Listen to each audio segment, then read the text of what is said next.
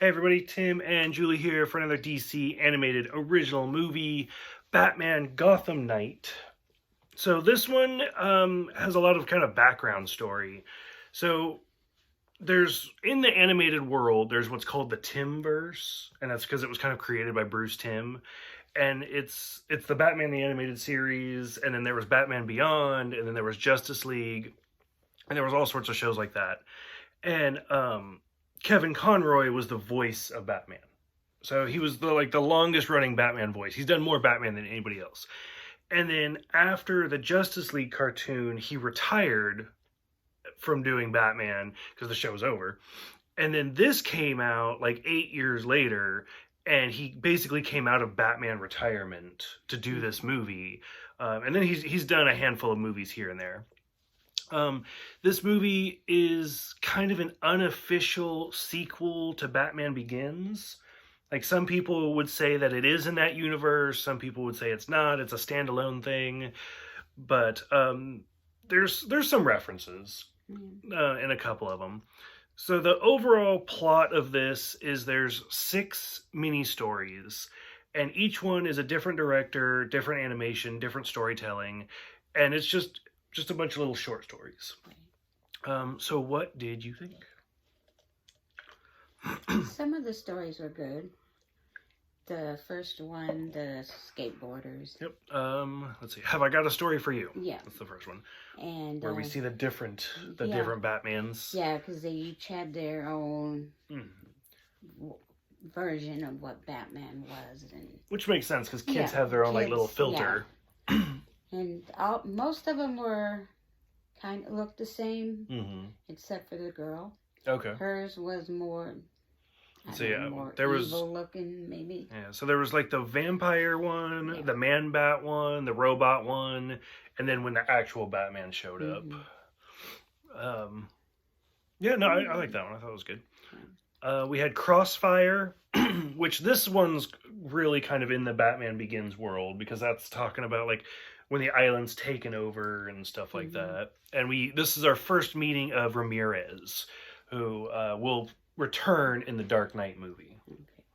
A Field Test kind of stands out to me, where we see Lucius Fox return, who was in Batman Begins, the Morgan Freeman's character. And then I kind of like the overall plot, where it's like he has this thing that can deflect bullets, but then when you do that, then you'll have like collateral damage. Right. So he uses it to protect himself, but then ends up hurting somebody. In Darkness Dwells was an interesting one. Like I said, this one definitely is part of the Batman Begins thing because they talk about Jonathan Crane being loose.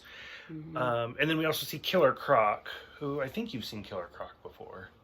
I think so. So we get that one. Working Through the Pain. Like, the last two were the weakest for me. Working Through the Pain, where he's trying to like learn meditation and stuff like that. Yeah, that one. Like, I love the only part I really, really like for that one is the last part when Alfred's there to protect him, but he's holding all the guns. And, like, he's just like, I can't do anything because, like, look at all of this violence around me. And then Deadshot, who you've seen Deadshot before in the Arkham Asylum game, the Suicide Squad. And I don't know, I'm not a big fan of Deadshot. Yeah, I don't know. I don't really have anything. He's just a sniper. That's it. Like Deathstroke, I think is interesting. Who is he was in the Son of Batman movie, where he's like a trained ninja. But and I always get Deadshot and Deathstroke mixed up because their names are so similar. But I don't know. Like I liked the Have I Got a Story for You and Field Test the most. Right, those were probably the best. I don't know. I pretty much talked through this whole thing. So what else you got for this one? I don't know. It was, different stories, different way of interpreting Batman. Okay. Like you, the last two weren't really. There's a reason they were last. Yeah, nothing to talk about. Okay. Okay. Did you think it kind of fit in with the Batman Begins movies, or do you think of it more of its own as its own thing? I thought more of it being its own. Its own thing. Okay. Any other closing thoughts for this one? No, I mean, like I said, I like the first one. The kids, Mm-hmm.